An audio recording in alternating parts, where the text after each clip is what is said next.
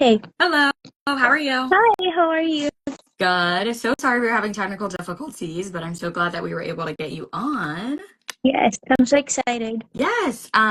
So I'll go ahead and introduce myself briefly. Most people on here probably know me, and then I'll give you a chance to introduce yourself. So for Okay. those of you guys that don't know me or just a reintroduction, my name's Morgan. I am a third-year medical student at NYU Grossman School of Medicine. I applied during the 2021 to 2022 medical school application cycle, and I applied with a 519 MCAT. I took the MCAT once, and here we are. I've been on this platform since 2020 when I started studying for the MCAT, sharing my journey from MCAT Prep all the way through applying to medical school and now soon to be applying to residency. And so I'm so excited to connect with you guys and have the opportunity to give back through this From Applicant to Accepted live series. All right, so if you want to go ahead and introduce yourself. Hey, hi everyone. My name is Lahari. I applied this cycle actually and got an acceptance to one of my top choice schools. So I'm very excited to start medical school this year. I actually retook MCAT. I think I took MCAT two times and I went from 504 to 511.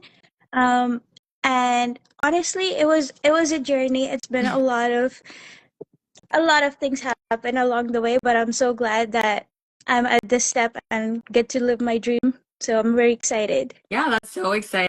Now is the time, if you can, to just like enjoy life Yeah. before you start medical school like this summer, this fall. So hoping that you have a little bit of time to enjoy yourself and then just like relax and get ready. Yeah. So the first thing that we can chat about just a little bit is going to be letters of recommendation. Also before that, I see someone asked, is this video going to be archived somewhere? So we kind of go with the flow, depending on how the video goes. As long as I don't say anything crazy, then I will save the video, post it to Instagram and YouTube. But again, if you're able to stay for the live, recommend doing that because sometimes there are technical difficulties. But yeah, so the first thing that we can chat about are letters of recommendation. So I feel like that's a very like a big source of stress for people that are applying to medical school and something that I found difficult because there's a lot of information online like do you need a letter of recommendation from a physician, how many science letters do you need, how many letters do you need in overall in total. And the thing that I found is that it really depends. Every school of mine was different in terms of the number of letters that they wanted. Usually it was like minimum 3, maximum 6. I had one school that did request a letter of recommendation from a physician, but no other schools did. And then also had like one school that was requiring a letter of recommendation from a professor in my major. And so that was something different because I wasn't a science major. I did public health in undergrad. So I ended up doing 6 letters of recommendation. And I have my little list here, so that's what I'm peeking over. But I did 6 letters of recommendation, 2 from science professors. One was from my biochemistry professor, and then another one's from cell bio. I had one non-science professor. She was like our internship coordinator, and I had worked with her very closely. She was also a professor in my major, so I used it kind of for both of those. I had one letter of recommendation from a physician. I worked as an intern in a primary care practice for over 2 years. And it was direct primary care, so I was directly working with like 2 doctors, 3 MAs. It was a very small practice. I also worked in the health profession advising office in my undergrad, so I got a lot of recommendation from our advisor there. And then I did summer camp as well in undergrad, so I got like a letter of recommendation from my employer slash my mentor. So that's kind of how I did it. And then I thought that all of my letters were strong, but there's definitely just like depending on the school, I decided to send some or not all of the letters, just depending on what they required. What was that experience like for you? Yeah, I think the same thing like you did. I checked the specific school requirements for on the MSAR, and that's how I did. Because some schools definitely required at least 2 science letters and one non-science, Mm-hmm. and this none of the schools I applied to asked for a physician letter, but Mm-hmm. some said it would be Yeah, good to have, yeah. and some said either non-science or supervisor. So I also got 6 letters, 2 from my science professors, um, 2 from my non-science professors, and then one from I think one from my volunteer coordinator. I've been working with them for like over 2 years. So I picked her for my supervisor, and then two from the physicians I worked with. Again, someone I worked with for over 2 years in the clinical setting, and I felt like they could not only talk about my academics, which they Hmm. knew because they were like following my MCAT journey as Yeah. well. They would ask me, "How are you doing? How's the MCAT prep going?" But they could also talk about my personality more too because they saw me Hmm. interact with the patients in the clinical setting. So I felt like they were very strong. And even the doctor, when I asked him, he told me, "I will give you the best recommendation Yeah. letter ever." Yeah, so I was like, okay, so I felt like I had very strong recommendation letters coming through. That's awesome. And I think that's something that's a little bit undervalued, especially if you go like to a larger public school where you're going to be in Mhm. classes with like hundreds of students. I think it's really difficult to build those relationships with Yeah. professors. But again, like it's so important for them to be able to speak to how you were in the academic setting, but also to who you are as a person. Yeah. And so some of the things that I did was really just like from day one, you know, introducing myself, going to office hours. If I like, I didn't go to office hours if I didn't have any questions, just to like sit there. But Yeah. you know, I feel like in every class, there's going to be a topic that you struggle with or questions that you have. So take advantage of that and like go to the professor, ask them questions, like maybe have tried to work out the practice problem already so they can see that you're putting in effort. And I think that's good for you as a student, but then also, you know, you as you're trying to get letters of recommendation. When I applied during like 2021, 2022. So COVID was still a thing. So I actually reached out. Like I had talked to a lot of my professors in person when I was in classes with them or via Zoom for the classes that I had via Zoom. But I ultimately had to ask them for letters of recommendation virtually because of the pandemic. My school wasn't back in person. So what was that journey like for you? Did you ask for letters of recommendation in person, via email? How did that look like? And like, was there any specific wording that you use when asking?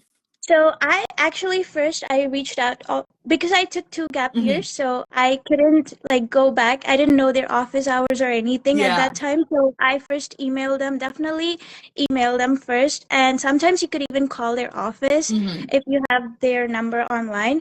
But I first tried emailing them, and most of my professors got back to me within like 2 to 3 Awesome. days because they remembered me. And I only reached out to professors who I knew personally, like, or I went to their office hours a lot. Or actually, I asked one of my science professors was my senior seminar, Okay. so it was a lot of interaction with them, so they knew me well. So those are the types of professors I would reach out to, and even when they see your email, they will recognize you and be and maybe more prone to like replying to you too. So those are the types of professors I would definitely reach out to. And when I got their reply, whether they said yes or no, then I asked them like, "Hey, I was also in Philadelphia Hmm. at the time, and that was different from the state I went to college in.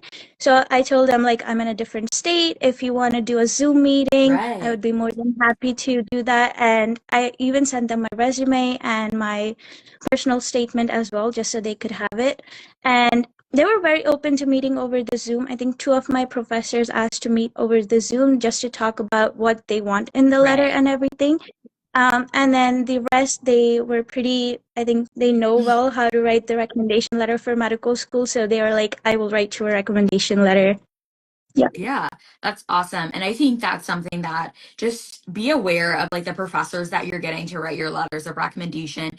If they've, you know, a lot of science professors, they've written letters of recommendation for professional school before, because we have to take a lot of the same classes, but maybe if you're in a different major and you need a professor letter of recommendation from your major, just like sending them the AMC letter writer guidelines. It kind of includes what they need to know. And sometimes you'll also hear like send your personal statement or send different things like that. And it really just kind of depends, like go along with the guidance of the professor that you're getting the letter of recommendation from. So one of my professors, she wanted like three strong statements that I would want like an admissions committee to know about me based on her interactions with me. So I provided that, and that was like standard for anyone that she got to write a letter of recommendation. From one of my like mentors that was from a job that I had. She'd never written a letter of recommendation for someone who was going to medical school. So I definitely like was able to find examples online for her and give her a little bit more guidance. But on the other hand, like my science professors and the doctor that I'd worked with, they were so familiar with this. Like they didn't want a personal statement. Like they knew me well enough and we had such great interactions that they were like, okay, just let me know like when and where to upload it. And Yeah. we just went from there. So I think the next thing that we can do is we can kind of dive into MCAT Prep. I want to save the most amount of time for that. So I'll give us about 30 minutes to chat about MCAT Prep because I know people probably have a lot of questions about that. If you have any specific questions that you want us to address, make sure that you comment those, or if you really want to be nice, put them in the Q&A section so that way we can go back and find them later. But I know you already shared like your MCAT Prep. You retook the MCAT, so you went 504 to 511, and we're definitely going to dive into that. First, I can just briefly share a little bit about my MCAT Prep journey, which if you want to scroll all the way back on my Instagram, then you'll find my post from 2020 when I was studying. So I came into undergrad with a lot of dual credit courses. So I came in with about 60 credits. And so I was able to dive into organic chemistry and anatomy. So I was really able to finish my prereqs for the MCAT a whole year early. So like by the end of my sophomore year, I was already done. And when we talk about prereqs for the MCAT, of course, it's not like specific requirements, but content that's going to be covered on the MCAT. Things like your intro bio, your intro chemistry, your organic chemistry, a semester of biochemistry, a year of physics, and then like intro to psychology and sociology courses. Those are like the main things that are covered on the MCAT, that if you have those classes, then it would be helpful because you'll have that foundation built. So I was done with those classes. So I decided to take the MCAT the summer after my sophomore year of undergrad. So I started studying about February of my sophomore year. And during this time, I was in a full load of credits and I was also working. So I was able to get like maybe 2 hours a day in. Like I was carrying the Kaplan books with me and I would like be in the student union trying to like read a chapter when I had time or watch some of the Khan Academy psychology and sociology videos. But then it really was like from May to August when I was done with classes. I was still working, but I was able to only work like 20 hours per week and really like fluff my schedule. So I was working like 3 days a week and have more time to dedicate. That's when I was really studying like maybe 4 to 6 hours per day, closer to what full-time would look like, and really made a lot of progress. I did the 3-phase like MCAT prep approach that I recommend for students that I've worked with in the past and that I've seen work for people, which is starting with content review. Whatever you want to use for content review, it's totally up to you. I use the Kaplan books because I had those available to me for free, but there's also like videos online, whether it's Khan Academy, whether it's YouTube. There's so many different books out there. So doing that and really like laying that foundation and then following that up, second phase of what we call like third party practice questions. So I used UWorld for that. Again, UWorld is an investment, but I absolutely love it. And you're going to use UWorld when you're in medical school. So like going ahead and getting familiar with the platform is something also that I recommend if you can cover that. And then the third phase, which is that non-negotiable, is the AMC resources. So the resources like practice exams, practice questions that are created by the same people that create the exam and write the exam. And again, if you qualify for a fee assistance program, then you will get those AMC materials free of charge. So that was kind of what I did. Usually like the last like 4 to 6 weeks of MCAT prep, I did for 6 weeks. If you're studying more full time, then maybe the last 4 weeks. And I started with a 498 diagnostic and then was able to improve to a 519 using that method. So that was just a little bit like overview of my journey. I don't know if you want to share a little bit about your journey, like maybe some of the specific resources that you used. And then after that, maybe you can dive into like what was different between your first attempt and your second attempt. Like how'd you really jump like, what was it, 6 points, 6, 7 Yeah. points. So 7 yeah. points, yeah. Yeah, so I started studying for MCAT in 2021, and I think I had my diagnostic was around 489, and Okay. then I did 3 months of preparation. At that point, I didn't know what type of resources to use. I did not use UWorld the first time I Yeah. was studying. I just found practice questions online. I think I used Jack Yeah. Queston and Princeton Review and Khan Academy. At this time, I really didn't want to pay for any of the resources. Mm-hmm. So I even had my fee assistance program too. So I got the AMC resources for free, but I couldn't get through them all at once. Like I Yeah. couldn't get through them for my first attempt. And then also, I feel like when I was taking my practice exams, I was getting around my goal score, but a day before my actual MCAT test, my grandfather Oh passed away, my and I gosh. think that really affected my score that day. Absolutely. So yeah, so I was very disappointed to see my score, but I still went in to take it anyways because I was like, oh, you know what, this is what he would have wanted. So I went in and took the exam anyways, and I was disappointed, but I was kind of expecting my score to be on the lower end anyways. And then after that, I took a little break for like I think 6 months. I was in India, so I didn't study at all for Yeah. MCAT during that time. So when I restarted again, this time I think that's when I started following you too, and I saw how you studied Yeah. as well. So I did the same thing, the phase one, phase two, phase three. I did the Hmm. content review again from the beginning, even though I had some memory of it. Hmm. But I thought it would be best to start from scratch again. So I used Khan Academy for psychology and Hmm. sociology. And I was also doing Anki this time around. I Yes. didn't do Yes. that the first time. That may have also been that Big way. And Anki's then I good. did, yeah, Anki every day for 30 minutes. I tried because I was commuting a lot from my work. I was also working two different jobs when I was doing my studying for my second MCAT Hmm. exam. So it was like a lot of commute involved. So during that time, I was doing Anki, and then I tried. I think I used 2 months for AMC Yeah. just for the AMC resources. So that could have also helped me like up my score a Right. lot. Yeah. Yeah, and I spent a lot of time reviewing the exams as well because I felt like that was something that was really helping me. Hmm. So I tried to do that a lot. And then I did UWorld for a month. I tried to get to as many questions as I Yeah. could.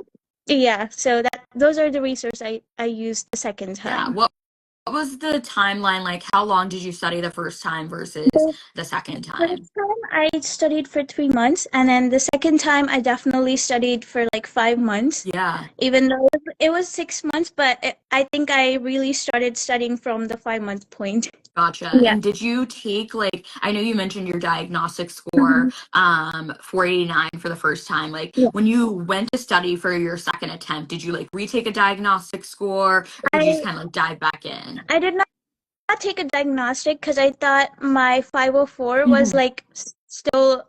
I thought that would be I used that as a diagnostic. Yeah. So I was like, okay, if I got 504, I need to get at least 510. That was my goal. And then I was hoping for 515, but I'll take 511. And you're accepted, so And I, that's yeah, all that matters. yeah. So I used that as a diagnostic. And then after that, I think I took 4 practice tests and I got around one of my practice tests was 517. So I was really Yeah. hoping I was going in with a lot of confidence, but I'm still very happy with my score. Yeah. Absolutely. And I think something that you bring up a really important point of like mindset is so important when it comes to MCAT prep. And I'm so sorry to hear that. Like I can't even imagine what you were going through the day that you had to take your MCAT exam. And even just, someone that doesn't have an event like that or like a big loss in their Yeah. family, it's just so much pressure because you're maybe like sitting in the comforts of your own home taking your practice exams. You know that you're going to have either like that immediate gratification of getting your Mm-hmm. score back after you submit a practice test, and then you like travel to this random center where everybody else is like taking these standardized exams and you hear people shuffling in and out and you like know how high stakes it is. And I think that is so incredibly stressful for people. And so some of the things that I recommend for students, especially for people that struggle with test anxiety, because I knew that was something that I've always struggled with, especially like since high school, undergrad, and I knew it was going to be exacerbated by MCAT prep, is really as you're taking your practice exams during that, at least during that final month or so, really try to like simulate test day conditions as much as you can. So while it's nice to like be in the comfort of your own home, like if there's a public library near you or a library on your campus, if you're still an undergrad, like try to rent out a a room and do that. If there's a desktop computer that you can use a desktop computer, because a lot of us are using our laptops, and like even just like something as little as like the mouse or like the keystrokes can be different. And then something that a lot of people also don't realize for the MCAT exam is that you don't get like pen and paper to write everything down. You get a dry erase board. So you have that dry erase board like for your exam. So some people like brain dump at the beginning, but like even just like making sure you're not like wiping it accidentally with the side of your hand and getting used to that. So those are a couple of things that I recommend really to like help reduce that test taking anxiety and really like kind of get yourself in the zone. And then of course, like really understanding that hopefully on test day you should be scoring around where you were scoring on your practice exams. But again, every exam is different. Sometimes you're going to get things that you really know. Sometimes you're going to get things that you're like, what the heck? And you just have to kind of like trust the process and trust your prep journey for sure. Yep. Is there, how did you review? I know you said like reviewing your practice exams was incredibly helpful for you. And so you spent a lot of time doing that. What did that process look like for you? So for me, I felt like one of the things I noticed during my MCAT prep was like note taking was not helpful at all for me, because I would never go back and review them. And then I did like physical flashcards for the first month, but then I felt like it was too much to carry for me Yeah. during my commute, and it was really hard to like go through sitting on a train, going through them when I couldn't even sit down. So I felt like when I was reviewing them, I thought Anki would be the best way to go. So I would, whenever I had a difficult concept or something I didn't know, I would just make an Anki card.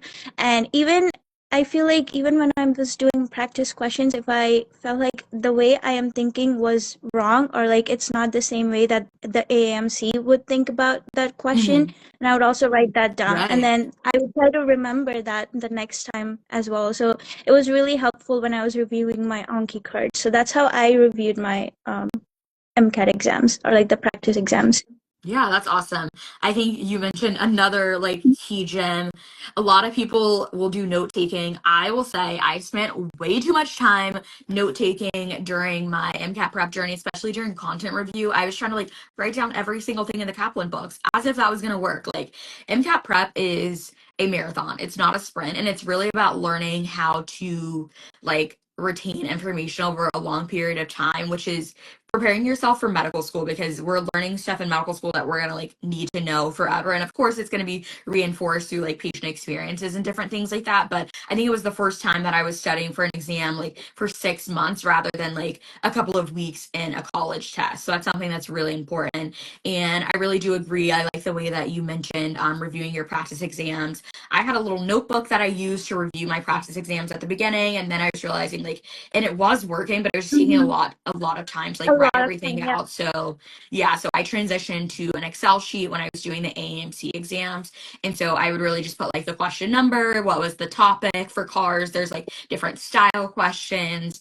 And then I would kind of, was it right or wrong? And even if it was right, like if it was a question that I guessed on, like why did I guess that? Or like how can I be sure that I'll get that question right the next time? And then for questions I got wrong, was it like I second guessed myself? Was it a flagged question? Was it content that I didn't know? Did I miss something in the passage? And really just like writing that explanation out, typing it out for myself was really important and helped like re-solidify that. And I use like, I have this MCAT error log template. So I definitely encourage you guys after this live is over to check it out. It's linked in my bio. So just like go to the link in my bio, and then it has MCAT error log template. It's like $6. And it has full examples of AMC material. So like the one of the AMC like practice tests, I have it completely filled out so you can see it as an example. But again, like I didn't release all of them because I think it's really important to do this process for yourself. Because if you just look and see like, why did Morgan miss it? That's not going to help you understand like maybe why you missed the question, because everybody has a different way of learning.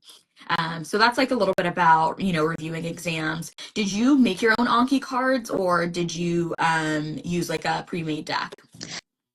I think I used Mr. Panko deck Yeah. and Milestone deck for, Okay. yeah. So I would definitely recommend both of them again, especially the Panko deck for psychology and sociology, because it Okay. was very helpful to me. Yeah. I recommend that to all of my students. I think it was very comprehensive, and it had topics that even Khan Academy did not cover, or my Princeton review books. That is awesome. I use like the mouse down deck for everything, Mhm. and I don't know, maybe the Pinko, I might have missed that one, but I do agree that like the psych soc section of the MCAT is continuing to evolve. It's continuing to require a lot more like understanding and application of the concepts and really like Mhm. understanding the minute like differences Yeah. between different concepts. So definitely would check out that Anki deck as well. And again, oh, like if you like Anki, if you like flashcards, again, it's something that you're going to use in medical school. So going ahead and getting familiar with how to use Anki and that platform is really helpful. I did use Anki. I used like the mouse down deck. It is like it has tags the based on the Kaplan chapter. So I would just kind of unsuspend as I would read a chapter. But I am also someone that like at the end of the day, I do love note writing and writing things out. So I did make my own handwritten flashcards, and y'all, I had like a whole tub of like trying to make it spaced repetition. But I did also do like some mnemonics and different things like that. And so again, like try to remember what works for you. So if you're someone that's never used flashcards, like that's fine. If you just like go through practice questions and do that, there's no need to like say, oh, this is what so and so did. Like try what works for you, and then if it doesn't work, then that's like when you might want to start using like resources from other people. I don't think you mentioned this, but like did you use an MCAT prep course at any time, or like did you ever consider getting an MCAT prep course? I tried. I wanted to after my first attempt. I thought maybe it would be better to have like a standard, like a schedule for me. But I tried looking them up, but they were very expensive, and I felt like they were way out of my budget. So I Yeah. tried to use UWorld or like the other resources that are much cheaper and more efficient for me. At least I felt so. I used UWorld. I think the only resources I paid for was UWorld. Awesome. Awesome. Yeah, I also got incredibly lucky when I was studying for the MCAT because I was studying during COVID. And so I was in the honors college at Clemson. Mhm. So they had like summer educational enrichment grants for like whatever you wanted. And so I wrote a proposal for like MCAT prep. So I was able to get them to cover like my UWorld and a portion of my AMC materials. And then I also was involved in MEDX Academy. It's like a pre-med summer program that's located Mhm. in Greenville, South Carolina. And the summer after your sophomore year, maybe whatever year I did it, they cover like Kaplan and MCAT prep classes for everyone. And normally it's in person, but because of COVID, it was virtual that year. And so I did get access to that. But again, I studied from February to August. I might have gotten this resource in like June, July. So I felt like I was kind of like I had like my whole system going, but of course, like it was free. I wasn't gonna like not go. And I will say, after doing the class, I do not recommend MCAT prep courses. I think that they are so expensive. And again, like if you have the financial means to invest in an MCAT course, by all means, like I don't think it's going to harm you. But I think there's a lot of misconceptions about what MCAT prep courses include. And a lot of people think it's going to like sit there and teach you the content. And I would say that the majority of them are focused on strategy.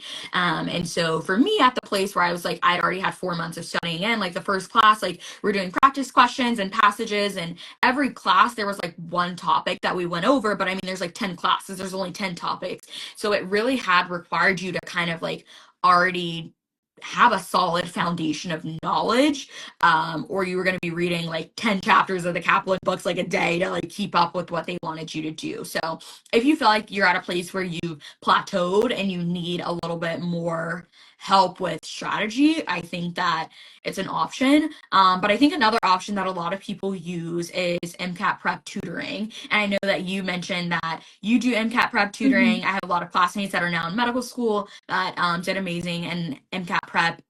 Did amazing when they were studying for the MCAT that now tutor.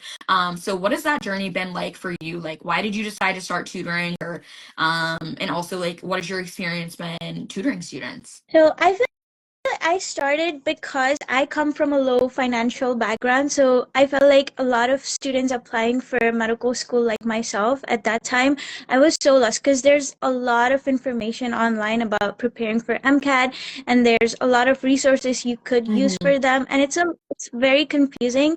So I started like very slow MCAT page for my tutoring services because I wanted to kind of put myself out there and be like, hey, I went through this journey, so I have a little bit more Right. knowledge and that I could share. And I really wanted it to be very low cost so that I could reach to people more like me who are very interested in medical field. So that's how I started it. And I only do tutoring for biology and psychology because those are the sections I scored above 90th percentile. I don't do Awesome. chemistry or physics because they are my low, like not my best subjects, I'd say. Yeah, Yeah. I think that's awesome. I think that's so important. Like, again, there's so many resources out there. And again, I think it's so important to really, when you're, whether it's like application reviews, tutoring, MCAT prep, anything, like, look at who is providing that service to you. Like, are they in a place that you want to be? You know, so like, who doesn't want to score above the 90th percentile on, you know, those sections of the MCAT? And so you've done this, you've been able, you improved your score 7 points, like you have Mhm. that experience. And so I think that's something that's really awesome. What does the pricing tiers look like for your MCAT tutoring, or does it kind of like fluctuate? It So right now I'm doing MCAT classes for $25 an hour, Yeah. and then if it's group classes, then I'll do 30 to 35 depending on how many students are in the group. And I also do MCAT schedules for them, but depending on what type of resources they want to use, or like MCAT Prep Advice for like $20 an hour. Awesome, awesome. Well, thank you so much. So everyone make sure that you check out MCAT Allies, so you can look into her MCAT tutoring and preparation schedules. I think the next thing that we can kind of dive into is our Q&A because we have a lot of questions. So I'll just kind of start from the top. So tips for the cars section. It has been one of the weakest sections as well as psych soc. So I can chat a little bit about cars, and then if you want to chat a little bit about psych soc. So for the cars section, it was a section that I definitely ignored. I was like, I know how to do reading comprehension. Like it cannot be that hard. I can tell you right now that it is that hard. And so it's definitely a section that, like, when you're doing your content review for your science sections, you also want to be doing practice questions for the cars section. And I would say this is the main benefit that I did get from doing my Kaplan course was really like learning the Kaplan strategies for the cars section. But again, those are covered in the Kaplan books. Like you can look them up. So it's not like anything that's like gate kept behind like a $2,500 course. But the method that I used, and I want you guys to bear with me because it's always so hard to explain this, but it is I used two different methods. So the first was the preview method. So the preview method is you quickly look at all of the passages in the car section when you start your exam. This should take you like 90 seconds, like less than 3 minutes for sure. So you're just like super looking at the passage and then you're saying, okay, what is this topic? And do I think it's easy, medium, or hard? So those are the only things. And you're writing this on that dry erase board. And then you're also writing like the question number, the first question number for the passage. So like usually there's like eight, like 8 to 10 questions per passage. So I would say like passage one, it's about like history. I think it's going to be easy. And the first question is question one. Then the second passage, maybe philosophy. I think it's going to be medium. The first question is question 9. And you're writing the question numbers that way you can easily jump between the passages. So I did that for every single passage, and then I would rank them from easy to hard. And the reason for doing this is because I knew that I have a better chance for the passages that I perceive to be easy, which, it's not always perfect, but after you do enough passages, you can like preview and feel like you have an idea. But there was a higher chance of me getting questions right on the easy passages compared to the hard passages. So therefore, if I was going to run out of time or like be struggling, it made more sense to be running out of time on a hard passage. I was probably already not going to get all the questions right on. And again, like I said, MCAT is a mindset thing. So starting with the easy passages, I was like, okay, I got this. I'm like ramping myself up. So then I have like a little bit of extra energy and I feel more confident in myself when I'm doing those hard passages. So what an easy passage versus a hard passage may look like for someone is going to be different. And again, that's why it's so important to do practice questions and utilize an error log and review your questions. And for me, it was really about like the content subject. Like I hate history, I hate philosophy, like all that. It's just like don't enjoy it. So those were usually the harder passages because I didn't like the topic. So it was harder for me to like focus in. And in addition to doing this preview method and ordering the passages from easy to hard, I also use the outline method. And this was something because I've always been like a very quick test taker. I like read very fast and I'd be like skipping, like even when I'm reading a fiction book, like I just be skipping stuff and like skimming.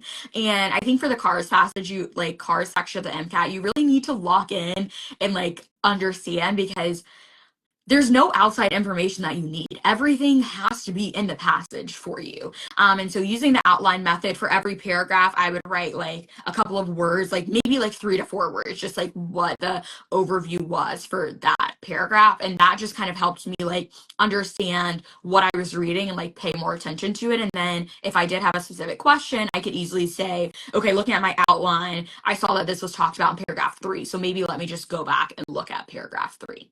So that's what I did, and I thought it was very helpful. And yeah, do you want to talk about what worked for you for the psych soc section?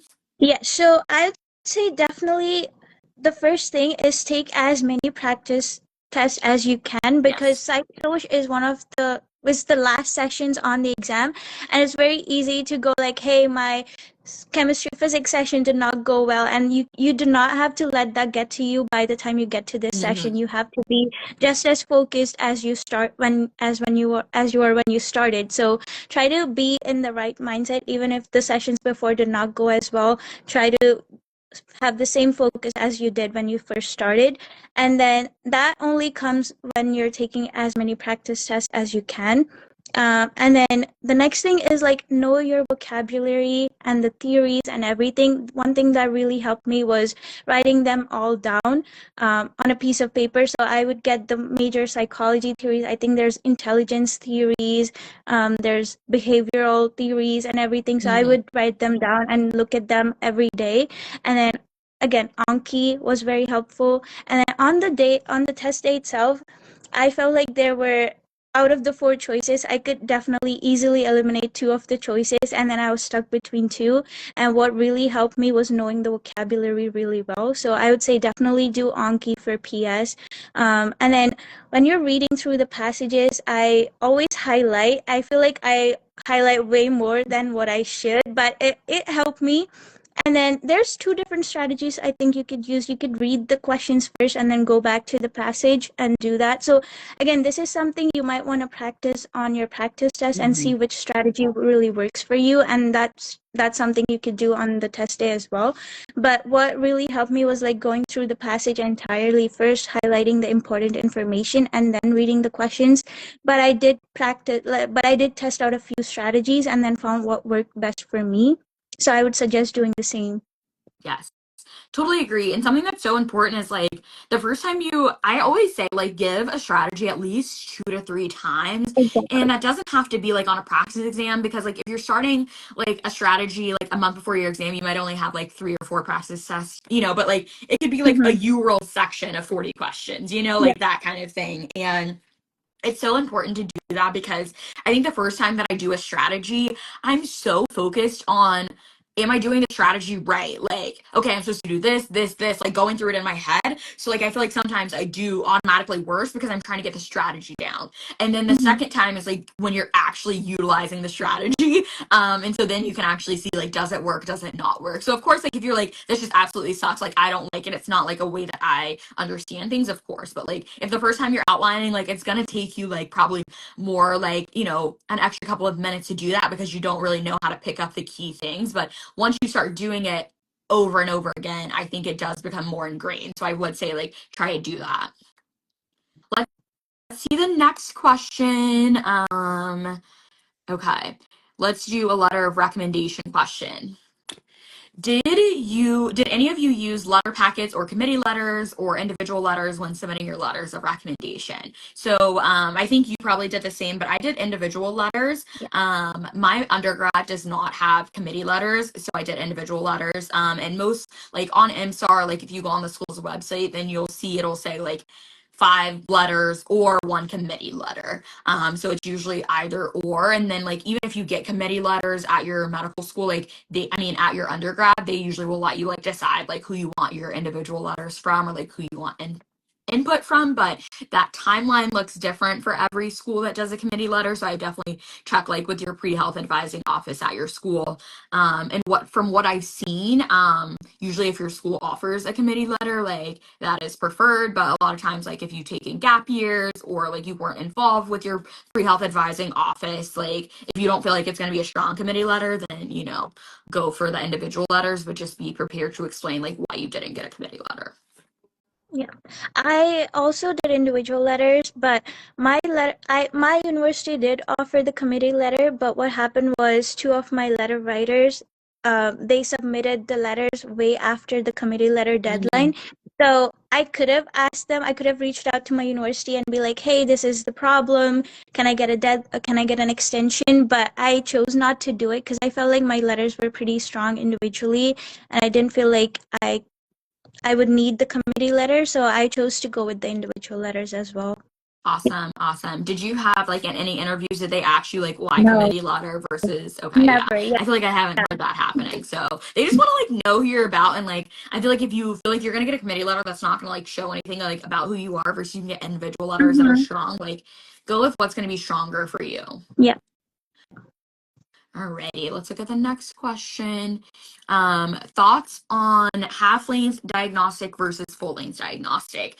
I think honestly, like the like a diagnostic exam in essence is a half-length MCAT Prep exam. But if you're talking about like getting an idea of your starting score, if you should use a full-length versus a half-length, I just think like it's totally fine to do a half-length. I think like I took my diagnostic a couple of months before I started MCAT Prep because we had Altius. They like came to my school and they did like a simulation for a diagnostic exam. So I was like, might as well do this and see where I'm at. And again, like it's kind of to get an idea of like what is the style of the questions on the MCAT, what your starting score range is, and your idea of your weak areas, but like you should also have an idea of like kind of what your weak areas are based on like the courses that you've taken and like reviewing what's going to be on the MCAT. So I think a half length is like totally normal. If you can just do like take 4 hours of your day versus 8 hours, that's would be my recommendation. What are your thoughts? I don't think it's that much different unless you want to like mimic the entire test for Yeah. your first diagnostic. I don't think it's really that different whether you do half length or full length diagnostic. Yeah. And you should be able to just like go online and you can like Google a MCAT diagnostic exam. I know Blueprint, they have a really good like half length that's like available for free. So that's usually what I recommend like people starting with. But yeah, like especially if like you're thinking about like purchasing a full length, like I wouldn't recommend doing Yeah. that. Like just do like a diagnostic exam that's available out there for free. Just like have an idea of where you're at.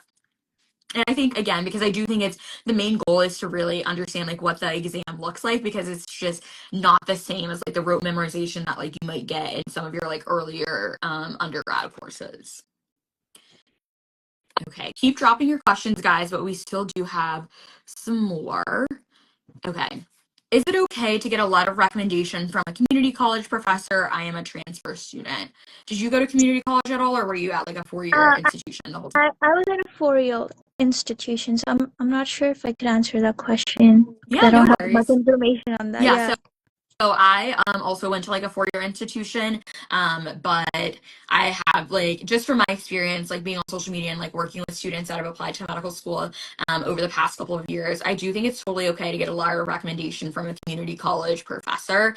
I think that a lot of times, like when they're looking, they people don't want to see like an entire transcript from a community college because there's like this perceived notion that like the courses are easier there. So like in my thought process is, if you were getting like A's, B's like at your community college and then you're doing the same at your four-year school, like they see that you're able to handle the rigor of courses, especially upper level courses. And a lot of times at like a community college, there's going to be less students.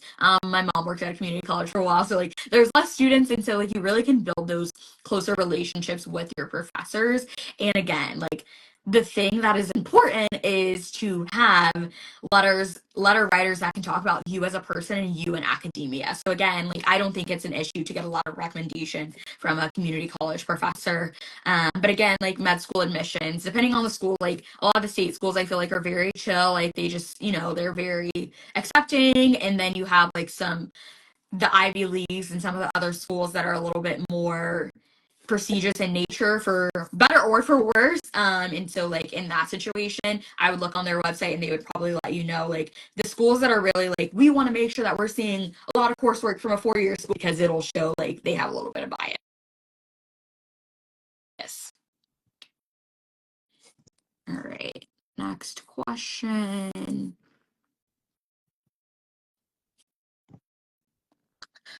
This is a good one.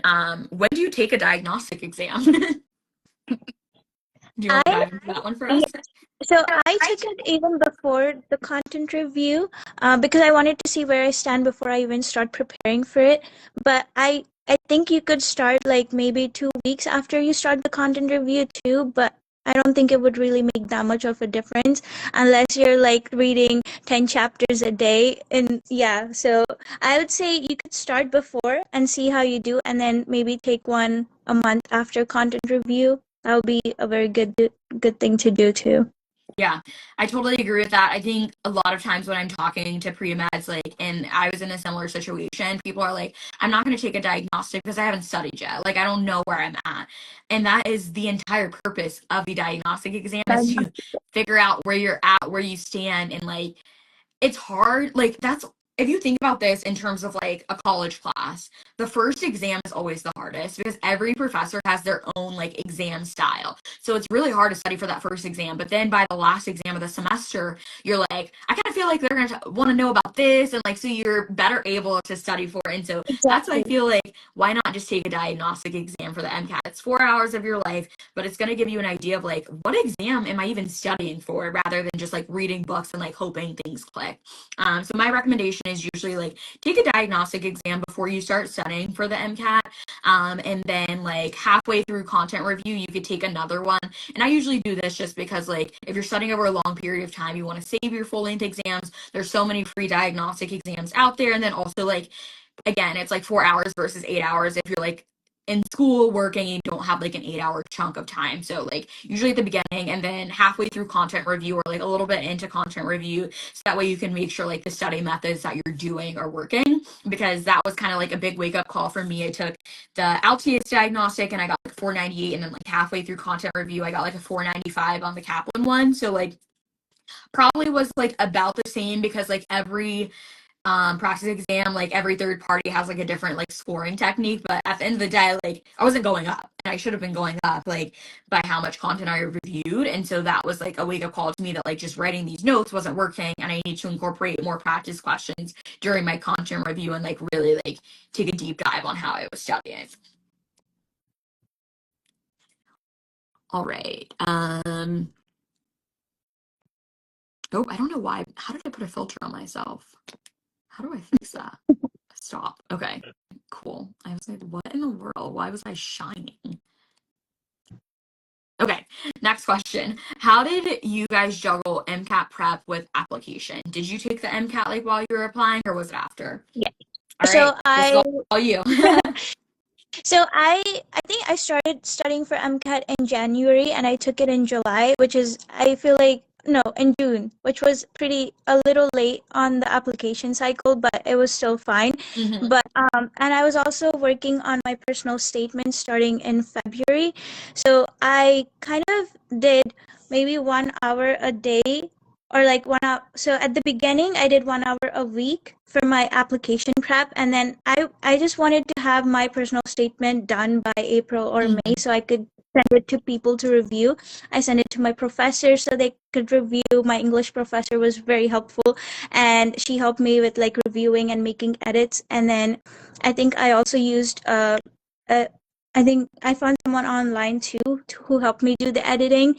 So it's I would say maybe take a few hours per week just for the application, and then do the MCAT prep as usual as you're doing. I'd say like maybe 3 to 4 hours a day if you could. Um, that's being the maximum, but I think 1 to 2 hours a day, depending on how long you've been studying for MCAT, should be good. Yeah, I totally agree with that.